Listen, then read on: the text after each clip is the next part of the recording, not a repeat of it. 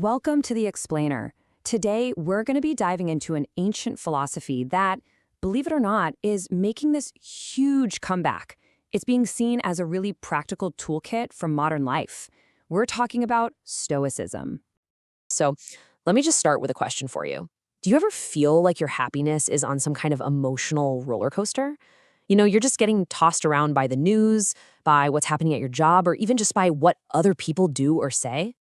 If you do feel that way, you are definitely not alone. It's a super common feeling in our crazy, unpredictable world.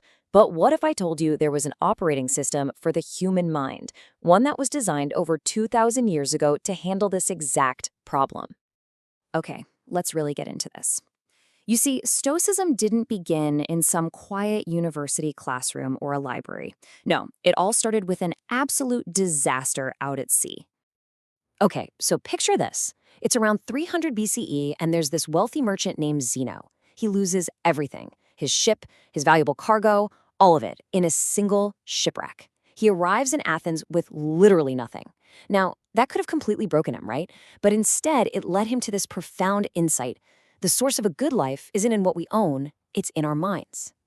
So Zeno got the ball rolling, and then over the next 500 years, his ideas were picked up and refined by some of history's most interesting people.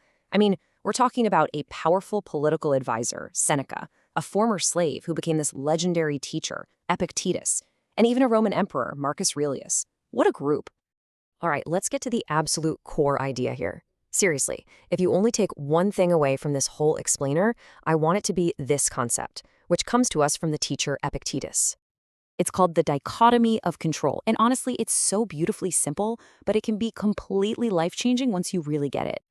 Epictetus put it perfectly. He said, look, some things are up to us, and other things, well, they're just not. So what's up to us? Our judgments, our choices, our desires.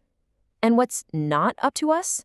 Pretty much everything else, like our bodies, our property, what other people think about us. The whole point is just knowing the difference. And this right here illustrates that divide so well. We waste so much energy, so much time trying to manage all the stuff on the right, the weather, the economy, other people's opinions. But our real power, our true power, lies exclusively on the left. Okay, so how do we actually apply this day to day? Well, Stoicism is packed with practical exercises. Let's look at 3 that you could start using literally today. First up, practice objective representation. This just means you separate the cold, hard facts from your emotional judgment. So instead of this traffic is terrible, you just say there are many cars on the road. See the difference? Second, try taking the view from above. You just zoom out in your mind and see your problems from like a cosmic perspective. It really helps you realize their true, often tiny scale. And third, something called negative visualization. This isn't about being pessimistic, not at all. It's about briefly imagining losing the things you value so that you appreciate them so much more and you're better prepared if things do go wrong. Now, here's something that's really interesting. All of this practice, all these tools, they aren't about becoming some kind of unfeeling robot. That's probably the biggest myth there is about Stoicism.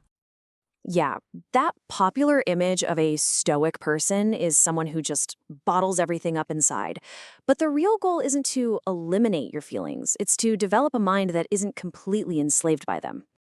The Emperor Marcus Aurelius, he described the goal as achieving this inner state that is, in his words, superior to pleasure and pain. It's all about building an inner citadel of calm, like a psychological fortress. And all of this brings us right back to today and why this ancient wisdom is suddenly popping up everywhere. I mean, Stoicism is having a massive modern revival. So why does this matter so much right now? Well, it's pretty clear. In this age of constant distraction and uncertainty, Stoicism gives us a timeless, actionable way to focus on what truly counts and build a resilient, tranquil mind. It's why you see it being used by athletes, entrepreneurs, and even therapists. So let's end with a little challenge, one that brings this entire philosophy down to a single, immediate action you can take.